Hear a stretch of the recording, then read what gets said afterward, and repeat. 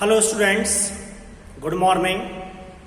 In the running topic of electrochemistry, today I am going to discuss about the galvanic cell. In previous lecture, we have already discussed about the Faraday's law.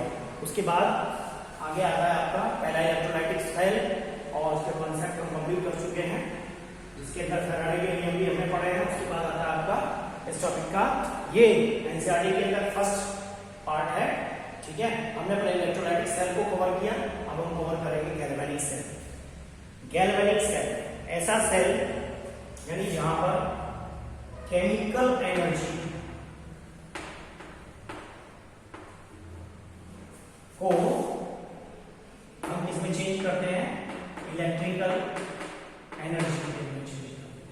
The cell through which chemical energy converted into electrical energy is called galvanic cell. ठीक है जी। अब बात क्या होती है इसके अंदर हमें देखना होता है, सबसे पहला काम इसका ये हो गया। दूसरा होता है spontaneous redox reaction. Spontaneous redox reaction ये होती रहती है और यहां पर डेल्टा जी की वैल्यू जो होती है इसके लिए वो पॉजिटिव। ठीक है जी। यानी how this galvanic cell convert chemical energy into electrical energy. Question ये आता है कि ये कैसे केमिकल एनर्जी को इलेक्ट्रिकल एनर्जी के अंदर कन्वर्ट करता है। तो इसके लिए हम क्या करते हैं, देयर इज अ ऑब्जर्वेशन। एक ऑब्जर्वेशन है, देयर इज ए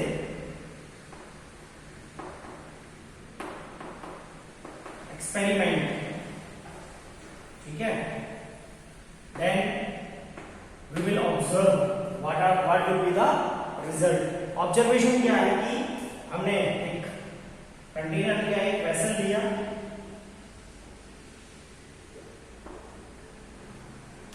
इस वेसल के अंदर कॉपर सल्फेट का सॉल्यूशन है।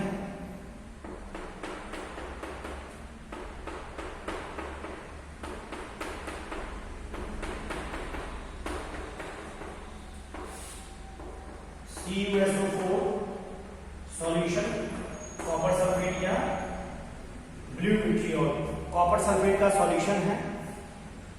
ठीक है जी। हमने क्या लिया, we took a copper sulphate solution in a beaker and zinc rod placed in it. और हमने क्या किया, एक जिंक की छड़ ली और इसके अंदर हमने उसको प्लेस।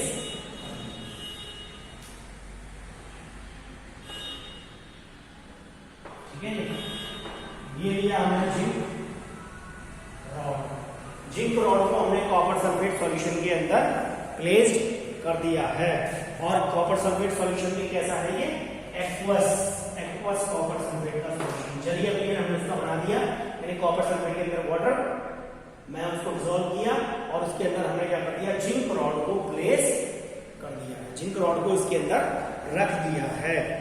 तो देयर आर 4 ऑब्जर्वेशंस। यहां हमें 4 ऑब्जर्वेशंस नोट करने के लिए मिलेंगे।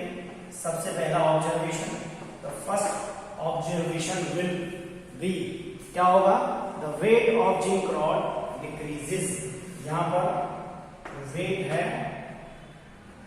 वेट ऑफ जिंक रॉड क्या हो जाएगा, डिक्रीज कर जाएगा। ठीक है जी। जो हमने जिंक रॉड लिया है उसका वेट क्या करेगा, डिक्रीज कर जाएगा। And the blue colour of solution, जो ब्लू कलर है सॉल्यूशन का, blue colour of the solution, ये कैसा हो जाएगा, ये डिसअपियर हो जाएगा, डिसअपियर। क्योंकि यहां क्या बनेंगे, copper ion, Cu2 plus ion बनेंगे। एंड थर्ड क्या होगा, तो जब ब्लू कलर इसका डिसअपियर हो जाएगा तो कलर आएगा आपका reddish brown, reddish brown colour observe. हमें फोर्थ ऑब्जर्वेशन विल बी, यहाँ क्या होगा, there should be temperature, temperature क्या कर जाएगा, इंक्रीज कर जाएगा, टेम्परेचर क्या कर जाएगा, इंक्रीज कर जाएगा। Weight of zinc rod, weight क्या होगा जिंक रॉड का, डिक्रीज करेगा। ब्लू कलर क्या होगा, डिसअपियर हो जाएगा। रेडिश ब्राउन कलर आएगा और टेम्परेचर इंक्रीज करेगा।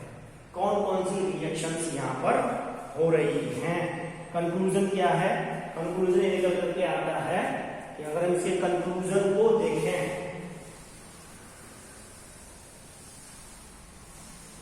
What will be the conclusion, अगर हम एक्सपेरिमेंट के आधार पर कंक्लूजन इसका निकालें तो निकल करके क्या आता है कि जिंक Zn टूटता है आपका Zn+2 और ये देता आपके 2 इलेक्ट्रॉन, यानी आपको साफ नजर आ रहा है कि यहाँ पर जिंक का ऑक्सीडेशन स्टेट 0 है और यहाँ क्या हो रहा है, +2 हो रहा है। इट मींस यहाँ क्या हो रहा है, ऑक्सीडेशन, सॉरी यहाँ क्या हो रहा है, लॉस ऑफ इलेक्ट्रॉन। अगर हम लॉस ऑफ इलेक्ट्रॉन से लेंगे, दोनों का इलेक्ट्रॉन टर्म है, तो लॉस ऑफ इलेक्ट्रॉन किसके अंदर होता है, दोनों ही टर्म के अंदर। ये ले लिया मैंने ऑक्सीजन स्टेट से, और हम जनरली वैसे देखें तो यहाँ क्या हो रहा है, लॉस ऑफ इलेक्ट्रॉन, और लॉस ऑफ इलेक्ट्रॉन को हम क्या कहते हैं, ऑक्सीडेशन। ठीक है, यहां से जिंक से क्या निकलेंगे, ये आयंस निकल करके सॉल्यूशन के अंदर आएंगे, जो कॉपर को क्या करेंगे, कॉपर के सॉल्यूशन को डिस्प्लेस कर देंगे। यानी जिंक की जो रॉड है इसका साइज यहां से क्या होने लगेगा, डिक्रीज होने लगेगा। यानी यहाँ पर ये क्या हो गया, ये हो गया आपका, इसको कहेंगे हम हाफ ऑक्सीडेशन। ठीक है जी। दूसरे केस में क्या होगा, कॉपर Cu+2 सॉल्यूशन के अंदर है, ये क्या रहेगा, 2 इलेक्ट्रॉनों को लेकर के किसके अंदर चेंज हो जाएगा, कॉपर के अंदर चेंज हो जाएगा। अब यहाँ क्या हो रहा है, ऑक्सीडेशन नंबर से ही अगर हम देखें, पहला देखा गेन ऑफ इलेक्ट्रॉन, और ऑक्सीडेशन नंबर से देखें यहाँ +2 और यहाँ हो रहा है 0, तो इसको हम क्या कहेंगे, दैट्स कॉल्ड हाफ रिडक्शन। ठीक है जी, यहाँ क्या हो रहा है, हाफ रिडक्शन हो रहा है। अगर हम पूरा कंप्लीट देखें तो यहाँ क्या हो रही है, क्योंकि यहाँ हाफ ऑक्सीडेशन भी है और हाफ रिडक्शन भी है, इसलिए कंप्लीट क्या हो रही है, रिडॉक्स रिएक्शन हो रही है। दोनों को अगर हम ऐड कर दें, यह रहेगा आपका Zn+Cu+2 इज इक्वल टू, यह रहेगा आपका Zn+2 Cu। ठीक है जी, और साथ में क्या निकलती है, plus energy. And this is the cause due to which this chemical energy first converted into heat, then after converted into electrical energy. इसका बेस, इसका जो ऑब्जर्वेशन है वो यही है कि केमिकल एनर्जी पहले हीट के अंदर चेंज होती है और वो हीट उसको इलेक्ट्रिकल एनर्जी के अंदर कन्वर्ट करती है। यहां पर अगर हम देखें तो जो रिडॉक्स रिएक्शन है उसको हम इनडायरेक्ट वे में करवाते हैं। ठीक है जी। और इसके लिए हम क्या करेंगे, अब हम क्या करेंगे, सेपरेट कंटेनर क्या करेंगे, यूज करेंगे। ठीक है, हम अगर 2 सेपरेट कंटेनर इसके लिए यूज करें तो हम गैल्वेनिक सेल को फॉर्म कर सकते हैं। देखते हैं कैसे। We have 2 container for galvanic cell. This is the first container or first vessel. This is the second vessel. In the first vessel there is a zinc rod, और इसके अंदर हमने क्या लिया, जिंक सल्फेट का ही सॉल्यूशन है। Zinc rod को हमने उसी के साल्ट सॉल्यूशन के अंदर डिप कर दिया। दूसरे वेसल के अंदर हमने क्या लिया, कॉपर सल्फेट, जिसको ब्लू विट्रियॉल भी कहते हैं, कॉपर सल्फेट का सॉल्यूशन लिया है और उसको कॉपर रॉड को उसी कॉपर सल्फेट के सॉल्यूशन के अंदर डिप कर दिया है।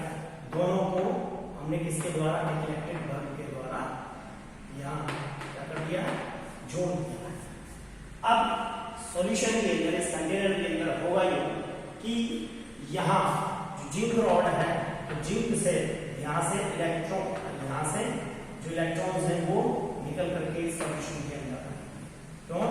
क्योंकि जिंक यहाँ से क्या करेगा, अपने 2 इलेक्ट्रॉन को लूज करेगा और ये दोनों के दोनों इलेक्ट्रॉन क्या करेंगे, यहाँ जो रिएक्शन होगा ये जिंक क्या देगा, 2 इलेक्ट्रॉन यहाँ से ये देगा और इलेक्ट्रॉन यानी यहाँ पर क्या होगा, लॉस ऑफ इलेक्ट्रॉन हमें नजर आ रहा है। तो इसका मतलब यानी ऑक्सीडेशन, यहाँ क्या हो रहा है, ऑक्सीडेशन, और ये भी कैसा, हाफ। ठीक है, इसका मतलब इस एंड के ऊपर क्या होगा, ये जो एंड है ये कैसा होगा, ये होगा एनोड और ये होगा आपका नेगेटिव। ध्यान से देखें, ये जो इलेक्ट्रोड ये होगा, ये होगा एनोड और ये होगा नेगेटिव, क्योंकि हम पीछे पढ़ चुके हैं कि ऑक्सीडेशन कहाँ होता है, एनोड के ऊपर ही होता है। और इसके ऊपर चूंकि यहाँ क्या हो रहा है, लॉस ऑफ इलेक्ट्रॉन, इलेक्ट्रॉनों की कमी हो रही है इसलिए, और जो फ्लो है इलेक्ट्रॉन का वो इधर से इधर की तरफ है, फ्लो ऑफ इलेक्ट्रॉन भी यही है, फ्लो ऑफ इलेक्ट्रॉन। जैसे ही सॉल्यूशन के अंदर यहाँ पहुंचेंगे तो ये जो इलेक्ट्रॉन्स यहाँ पहुंचे इनको, ये जो कॉपर है ये क्या करेगा, कॉपर के आयन है इस सॉल्यूशन के अंदर है, वो 2 इलेक्ट्रॉनों को लेकर के उसको इसके अंदर चेंज कर देंगे, that will be change into copper metal, copper metal के अंदर चेंज करेंगे। ठीक है जी, इसका मतलब यहाँ क्या होगा, यहाँ पर हो रहा है gain of electron, gain of electron को हम क्या कहते हैं, दैट्स कॉल्ड रिडक्शन। ठीक है जी, यहाँ हो रहा है हाफ रिडक्शन, और ये जो एंड होगा ये होगा हमारा कैथोड, और कैथोड कैसा होता है, पॉजिटिव। ठीक है, यानी एनोड हो गया आपका नेगेटिव और कैथोड हो गया आपका पॉजिटिव। यहाँ होगा आपका रिडक्शन इस कॉपर सल्फेट के सॉल्यूशन के अंदर, और इस जिंक सल्फेट सॉल्यूशन के अंदर क्या होगा, ऑक्सीडेशन होगा। अब होगा यूं कि जो जिंक ने 2 इलेक्ट्रॉन दिए हैं उनको, जो कॉपर है, ठीक है, वो क्या लेगा, ले लेगा। ठीक है जी, और ये जो जैसे ही ये सर्किट यहाँ कंप्लीट होता है, ये जो बल्ब है ये लगभग 3 से 4 मिनट के लिए, 3 to 4 मिनट के लिए ये बल्ब क्या होगा, जल जाएगा। ठीक है, इस बल्ब के अंदर ग्लो होगा, bulbs glow for 3 to 4 minute. ठीक है जी, बात यहाँ आपकी समझ में आ जानी चाहिए कि अभी जब हमने क्या पढ़ा था, इलेक्ट्रोलाइटिक सेल पढ़ा था, तो ये सब चीजें उसमें कंडीशन क्या थी, रिवर्स थी। लेकिन गैल्वेनिक सेल के अंदर जो एनोड होता है वो नेगेटिव होता है और जो कैथोड होता है वो पॉजिटिव होता है। ठीक है, इसके लिए एक की टर्म्स है, आप इसको याद रखने के लिए इस वर्ड को क्या कर सकते हैं, याद रख सकते हैं, दैट इज लोन। लोन का मतलब हो गया लॉस ऑफ इलेक्ट्रॉन, उसको हम क्या कहते हैं, ऑक्सीडेशन कहते हैं। ऑक्सीडेशन कहाँ होता है, एनोड पर होता है, और कैसा होता है, साइन क्या आएगा वहां पर, नेगेटिव साइन। इस टर्म के द्वारा गैल्वेनिक सेल के अंदर आप इस वर्ड को याद रखें। ठीक है, और रिप्रेजेंटेशन यदि हमें सेल का करना है तो अब ले लीजिए एनोड कहाँ आ गया, लेफ्ट में आ गया। ठीक है, और दूसरा अगर हमें याद रखना है तो उसको याद रख सकते हैं RRCP। RRCP का मतलब हो गया ऐसे ही रिडक्शन। ठीक है जी, और कहाँ होता है, कैथोड के ऊपर। ठीक है, रिडक्शन। अब देखो इसको, इसके रिप्रेजेंटेशन के लिए एक टर्म और है, इसको हम यहाँ ऐसे याद रख सकते हैं कि लोग L मीन्स लेफ्ट, लेफ्ट में O मीन्स ऑक्सीडेशन और एनोड। ठीक है, और एन क्या होगा, नेगेटिव। हम यानी जब इस सेल को रिप्रेजेंट करेंगे तो एनोड को हम लेफ्ट साइड में लेंगे। सिमिलरली कैथोड के लिए भी यही है, RRCP, राइट, रिडक्शन, कैथोड और पॉजिटिव। इसके लिए हम इस टर्म को याद रखेंगे, RRCP। राइट में क्या होगा, रिडक्शन, राइट में हमने क्या लिया, कैथोड, राइट में क्या हो रहा है, रिडक्शन, और कैथोड का जो सिरा होता है, जो एंड होता है, इलेक्ट्रोड होता है, वो पॉजिटिव होता है। ये रहा आपका galvanic cell.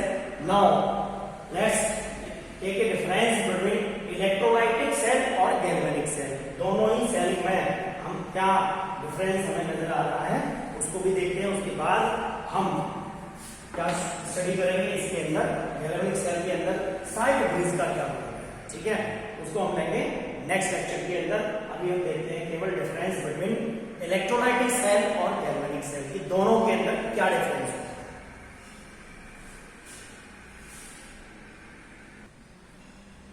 So differentiate both the cells.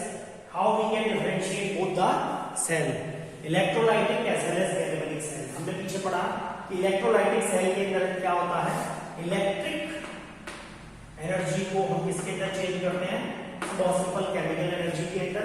यानी ऐसा सेल जो इलेक्ट्रिकल एनर्जी को केमिकल एनर्जी के अंदर कन्वर्ट करता है उसको हम इलेक्ट्रोलाइटिक सेल कहते हैं।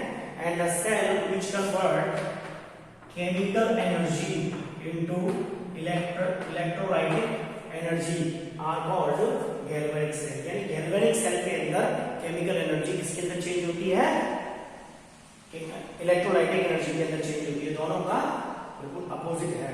और यहां क्या होता है, there is non spontaneous,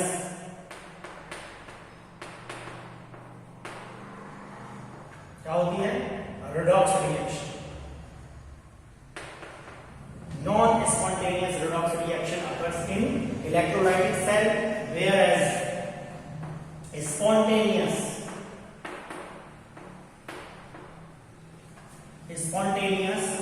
redox reaction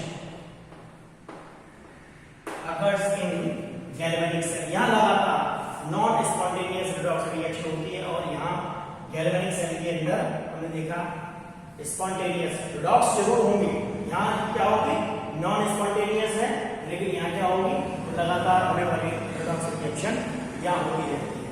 and in electrolytic cell the value of delta G is positive.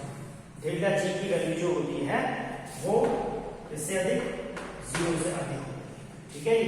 And in this case similarly in galvanic cell the value of delta G is negative, ठीक है। यानी यहां क्या होती है, वो 0 से कम होती है। एंड यहां अगर हम बात करें इलेक्ट्रोलाइटिक सेल के अंदर तो एनोड हमने देखा कैसा होता है, इट इज पॉजिटिव। एनोड की यदि हम बात करें तो एनोड पॉजिटिव होता है और जो कैथोड है वो नेगेटिव होता है। जबकि अगर हम गैल्वेनिक सेल के अंदर बात करें तो एनोड कैसा होता है जी, नेगेटिव होता है, अभी हमने पढ़ा। और जो कैथोड होता है वो होता है आपका पॉजिटिव। यहां कंफ्यूज होने की बिल्कुल भी जरूरत नहीं है। क्यों? क्योंकि हमने पहले ही इसलिए जब टॉपिक को शुरू किया था तो हमने सबसे पहले ही क्या शुरू किया था, redox reaction where does oxidation and reduction takes place, both takes place simultaneously, ठीक है। redox के कॉन्सेप्ट को हमने समझा करके ही क्या किया था, ये शुरू किया था। और redox के आधार पर एनोड और कैथोड का कॉन्सेप्ट redox के आधार पर ही टोटल बैठता है। तो ये डिफरेंस है आपका इलेक्ट्रोलाइटिक और गैल्वेनिक सेल के अंदर। ये बेसिक डिफरेंस है जो आपके नॉलेज के अंदर रहने चाहिए। उसके बाद कल हम शुरू करेंगे गैल्वेनिक सेल को ही लेंगे और स्टडी करेंगे इसके अंदर इलेक्ट्रोड पोटेंशियल और स्टैंडर्ड इलेक्ट्रोड पोटेंशियल, ठीक है जी। यानी कि हम क्या पढ़ रहे हैं, क्वालिटेटिव एस्पेक्ट को ही लेकर के चलेंगे और स्टडी करेंगे। कल नर्स इक्वेशन भी पढ़नी है अभी इस टॉपिक के अंदर, ठीक है। और सबसे पहले कल हमारा जो टॉपिक होगा वो होगा साल्ट ब्रिज को लेकर के, कि साल्ट ब्रिज का क्या इंपॉर्टेंस इस गैल्वेनिक सेल के अंदर, क्योंकि ये तो कंप्लीट हो गया। इस गैल्वेनिक सेल के अंदर साल्ट ब्रिज का क्या रोल रहता है। ओके स्टूडेंट्स, इस लेक्चर के अंदर केवल इतना ही। Have a nice day.